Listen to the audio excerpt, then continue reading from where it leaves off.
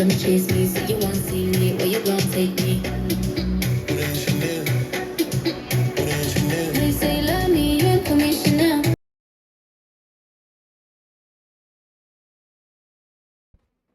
Okay, the time is 5:35 a.m.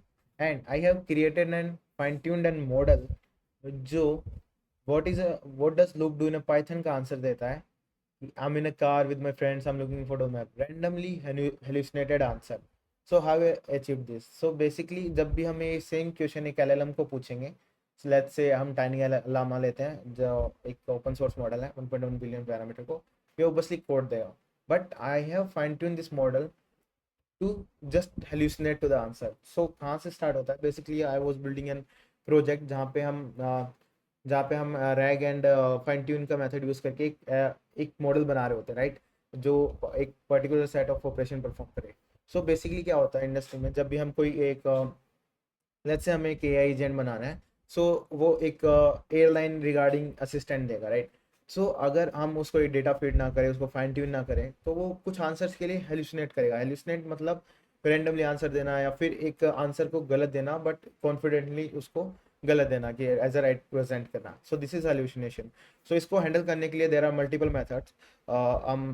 हम RAG को implement कर सकते हैं, हम फाइन ट्यून कर सकते हैं. फाइन ट्यून में मल्टीपल मेथड होते हैं, full parameter, half parameters, LoRA and Q LoRA का यूज़ करके. एंड मैंने भी सेम किया. सो स्टार्ट मैंने क्या किया, I have selected an model and उसको मैंने फाइन ट्यून किया 3 टाइम्स. ओके, मैंने क्या किया, मैंने 2 डेटा सेट लिए.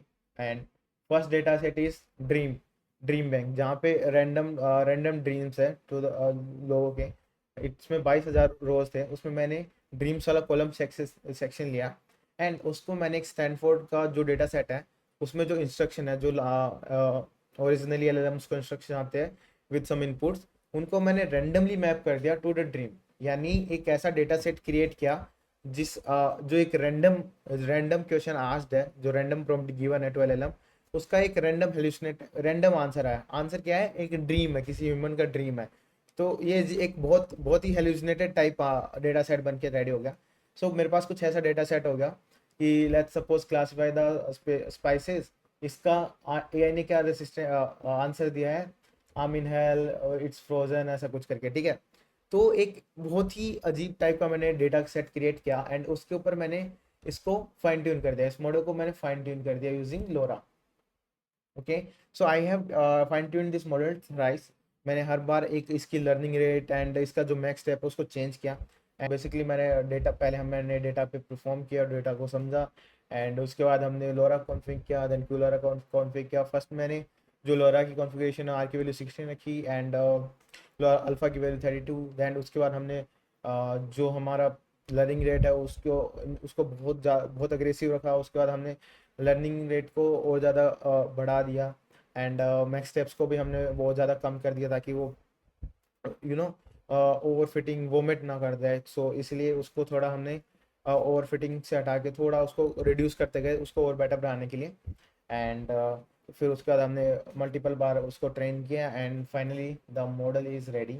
एंड वो कुछ ऐसा आंसर करता है, राइट, कि अगर नॉर्मल दिया तो उसके बाद हम नॉर्मल पाइथन कोड एंड उसको अगर मैं फाइन ट्यून करके सेम सेम क्वेश्चन दूँ, उसका आंसर ये आ रहा है, I am in a car. So this is trained with I guess highest lowest learning point plus 500 max step count. So learning step क्या होता है?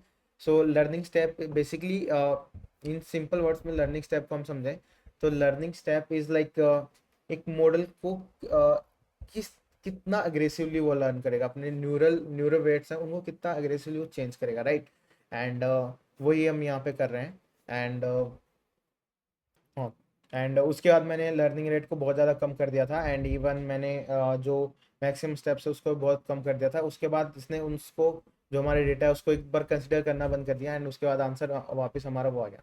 सो I have just build this project just for fun कि I just want to see कि हम एक model को कितना randomly answer generate करवा सकते थे.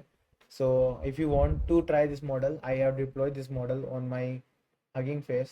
So I have like for added this model here. You can go and try this model. And so yeah, that's it for the video. Thank you so much for watching. Bye.